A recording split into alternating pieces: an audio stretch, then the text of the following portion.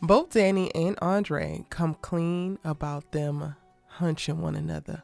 What's good, y'all? This is Erica Vane coming to you right here on Erica Vane TV with another Beyond the Gates video. And in this one, we're breaking down season 1, episode number 63.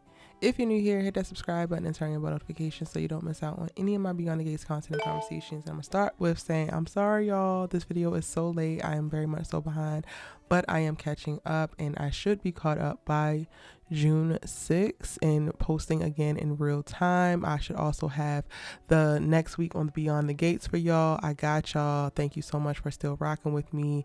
Yeah, I'm sorry. I don't think I'm gonna take another break like that, or not necessarily break. Like, I literally got busy, but the next break is going to be around my birthday, which is June 21st. But then after that, we locked in daily posting. I got y'all 110%. But let's talk about this episode because it was a bunch of setup, and I'm not even mad. Like, it was the cliffhanger for last week, and it was good. Like, between the conversations between Eva and Zaina, watching Andre talk to Ted down at the hotel, and then Kat, revealing to her mom the updates in reference to the case that she's trying to build against Eva and Zaina while, working on the donations for Mona, and them coming across the leather jacket that Dana did in fact wear when she assaulted and ran Laura off the road. It was perfectly put. And I had to honestly rewatch the episode a couple of times to really get the understanding. So apparently, like, Mona brought the donations there that were from her church, like, sort, so that Kat could also add to, I guess. And that's how she found the leather jackets. I was like, why are these donations here? Like, I get Kat is, donating as well, which means all of her clothes should be there. And then, Mona would be taking those to the church. But, like, how did these other donations, so, like, seemingly the donations from Dana and the donations from other people, how did they make it to the Dupree Richardson home? But I'm just guessing that Mona brought these with her, and this is where, since she's here most of the day, she decided to sort them here, and Nicole and them don't have no problem with it. So that's how, they're able to do that. And it's so dope that Kat is the one who comes across this jacket, starts checking the pockets, finds the receipt from the coffee shop, finds the parking ticket for an unmarked, unlicensed plate motorcycle that was parked near where the security video was taken from, the incident, and watching, they were able to watch Laura B run off the road because they were caught on camera, and they start to pull two and two together. And this makes for, like I said, a bunch of really great setup.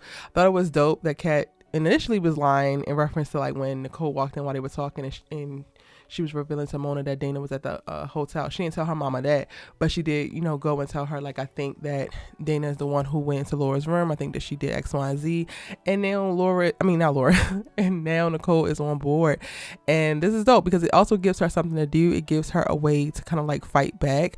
I could understand how she could feel very powerless and frustrated and a little helpless in this moment of, like, being the victim of your husband's infidelity, and then having to sit with alone, basically, after you kicked him out, all of the weight of what this means for your life and the changes and all of that. But, going on this mission to, like, capture this terrible ass woman who has decided to wreak havoc on your life and bring her to justice and hold her accountable for all of the illegal things that she did, not necessarily being able to hold her accountable for sleeping with your husband, but for all the others around it, that gives her something tangible and positive to do and a great place to channel her energy. And I think that that's really cool that that's the choice that Nicole was making. But I'm not surprised because she's a therapist, and while she has her feelings and while she's had her moments of weakness and being frustrated, like when she got angry with Andre, she's also very, very sensible.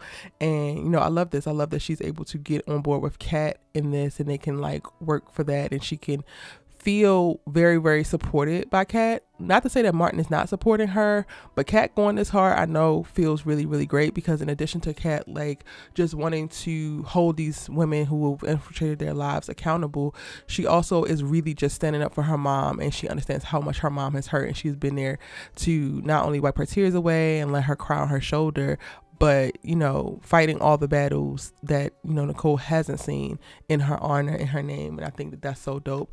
And I also love that they're not necessarily blaming Mona, and they realize that Mona was also gamed. By the end of the episode, Ted sends over some flowers for Nicole in a letter. Sweet words, sweet words, beautiful gowns. But, we are yet to be phased and or moved, sir. But going to the the big thing of the episode, I think, is the reveals, right? So Pamela is down in Uptown pressuring Dani, then brought some random ass man to set up this little blind date for her to meet this man that she wants her to start the date with, because she thinks that Dani is spiraling, and she thinks that Dani kissed her because of Bill and Haley being there, and that she's out of control, and being extra secretive. All to find out, like, she don't need you to set her up. She already got a nice little young filly in her bed. You don't need to push her to move on. She's already doing it on her own damn terms. And simultaneously, Ted is down there at the hotel pressuring Andre, talking about he need to stop being a playboy. He need to get his life together. He need to get his mind right. He ain't never cared about nothing. He ain't never know nothing.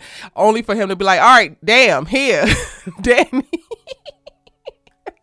That was so funny to me, because Andre was trying to hold it so hard. Like, he was just like trying to let Ted rock, trying to let Ted live. And Ted, you got way too much judgmental ass energy, judgmental ass words for this boy, especially for you to be in this whole perfect ass marriage that you want to describe, and the perfect situation, the perfect relationship that is so amazing that you think that your nephew should be aspiring to, and yet still you stepped out. Yeah, so not too much. He ain't saying all of that, which I probably would have, which is probably why I couldn't be Ted's fucking confidant, because, yeah, I would have been saying that, but he did wind up saying, it's Dani, and I feel really strongly about her. I never felt like this with any other woman. She's taking it slow because of Ted, but I'm already there. And low-key, Ted approves. Again, Ted, you can't say too much. You literally destroyed your damn marriage. You destroyed your peaceful ass home. So you don't get to speak too much on other people's relationships, other people's decisions within their relationships and or situationships. All you get to do is shut up and try to fix your damn life. Try to get your wife back. That's all you get to do.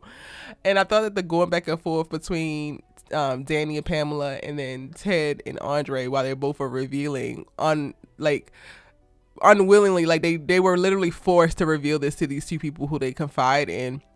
I thought it was really dope, and how they decided to do that with the pacing and made the episode very, very interesting and funny for me. Like, just watching it happen, it's just like, oh, this is hilarious. Now, not so funny is over at Dana's house, where she is packing up the rest of Eva's stuff, telling her she need to get gone for good. If she want to come see her, go ahead, knock on the door like everybody else.